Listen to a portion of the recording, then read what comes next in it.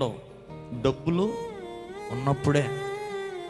ఆరోగ్యాలు లేనప్పుడు ప్రేమలు ఉండవు, ఆరోగ్యాలు ఉన్నప్పుడే. శరీరానికి ఓ రోగమో ఓ జబ్బు వచ్చి ప్రేమలు ఉండవు. ఆ శరీరం ఆరోగ్యకరంగా నవనవలాడుతూ చూపులకి రమ్యంగా అనిపిస్తేనే ప్రేమలు ఉంటాయి. ఇది లోక ప్రేమ. కానీ దేవుని ప్రేమ అగాపే ప్రేమ అని వాక్యం చెబుతుంది.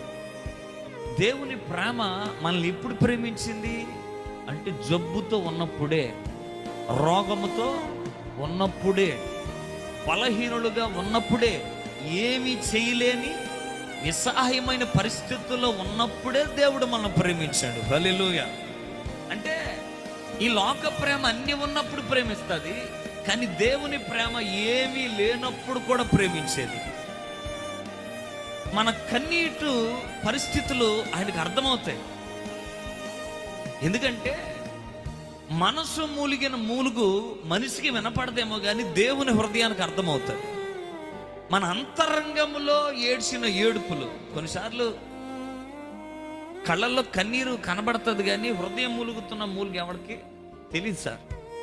4 గోళ్ల మధ్య ఏడుతుంటాం, 4 గోళ్ల మధ్య నలిగిపోతుంటాం, ఎవరికి చెప్పుకోలేక, అర్థం కాక, ఎవడు న్యాయం చేయలేడని సంగతులు తెలిసి ఇంకెవడున్నాడు, నిరాశ నిస్పృహలు ఆవిరి వల్లే అలాగ పట్టుకుంటున్నప్పుడు మన కన్నులకి కొన్నిసార్లు మనుషులు కూడా కనబడరు. ఎందుకంటే కళ్ళ నిండా నీళ్ళు ఉన్నప్పుడు ఏం కనబడతాయి?